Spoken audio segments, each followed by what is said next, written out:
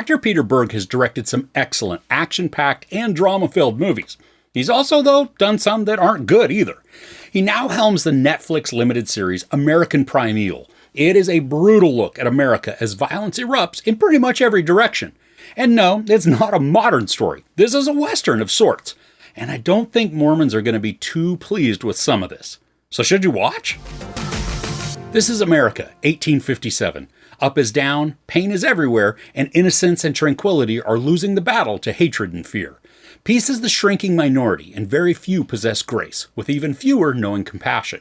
There's no safe haven in these brutal lands, and only one goal matters: survival.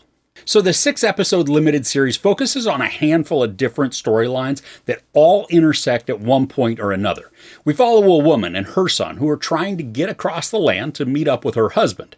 There's a storyline that shows the expansion of territory by the Mormons led by Governor Brigham Young. Another angle gives us a picture of life at Fort Bridger, managed by its founder, Jim Bridger. There are also story arcs that showcase the violent interactions between white settlers and indigenous tribes, and how strife was stirred up by masked butchers pretending to be indigenous tribes. There's even a revenge/love story following a man searching for his wife who's been abducted. And all of these intertwine together, not typically building to one storyline, but giving us a large-scale picture of how harsh life was during this tumultuous time. Now, some of the main stars in this are Betty Gilpin, Taylor Kitsch, Shea Whigham, Joe Tippett, Jai Courtney, Dane DeHaan, Kim Coates, Derek Hinkey, Sarah Lightfoot-Leon, Shawnee Poirier, and Devin Rowell. And they each get to show how gritty and unyielding the environment is, with some of them experiencing some extreme brutality. Now, the first episode, maybe two, took a bit for me to get engaged with the presentation. Not the story, just the way this was filmed. Now, obviously, as the synopsis stated, this takes place in 1857, so there are wagons and horses as the modes of transportation. But the filming techniques were more contemporary and didn't make this feel like a Western. We get shots from the wagon wheel perspective, over-the-shoulder views looking out as a person steered their wagon, even a bunch of handheld shots that created a small sense of vertigo. I mean, it's not that these weren't bad necessarily, they just took me some time to meld the setting aesthetic with the technical execution. And this also appears to be shot on digital, so it removes grit and grain and makes this look very clean despite the dirty surroundings.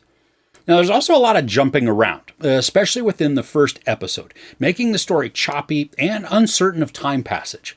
But all of these gripes are offset by some exquisitely beautiful landscapes that are mixed with desolate and treacherous plains. Now, from an action standpoint, this doesn't skimp on the excitement or violence.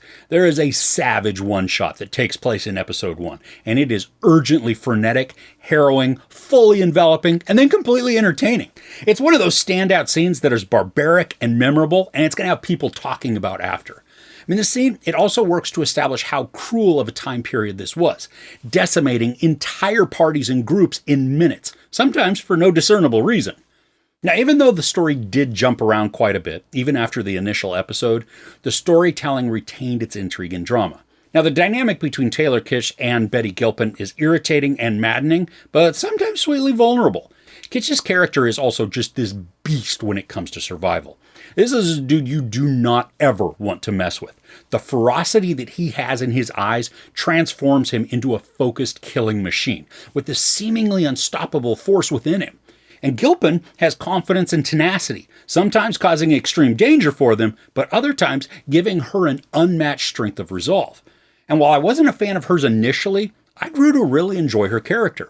Now, Shea Whigham as Jim Bridger is so much fun to watch. He's no nonsense, also a pragmatist, to a degree. And he's tough, obstinate, and not without compassion. And he spends a lot of his time just walking around in the mud, shovel in hand, chewing on his pipe. And he's exactly the image of a frontiersman that you might expect. Filthy, unshaven, but strong and witty. Now, I love watching Dane DeHaan, whether he's going mad with his newfound superpowers, like in Chronicle, or in an inquisitive executive in A Cure for Wellness. He always brings this unique passion to his characters. And here, he plays a Mormon man traveling with his wife when they're attacked and separated. There is a gnarly scene that has DeHaan experiencing something that looks unimaginably painful, which is then followed by more suffering.